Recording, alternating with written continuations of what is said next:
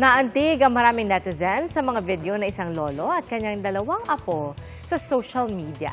Hindi man kasi nakakita si Lolo, malinaw naman ang pinapakita niyang pagmamahal sa kanyang mga apo.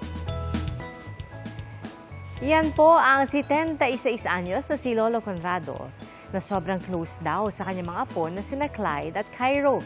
Ay sa ina ng mga bata na si Stephanie, bagamat partially blind at liwanag na lang ang naaninag ni Lolo Conrado dahil sa glaucoma, palagi pa rin siyang nagbabantay at nakikipaglaro sa kanyang mga apo. Maraming netizens naman ang na-touch at nakarelate sa video ng lolo na pinatutulog si Baby Cairo na umabot na nga ng mahigit 5 million views sa TikTok. Emotional pa ang iba na na-miss daw ang kanilang mga lolo at lola.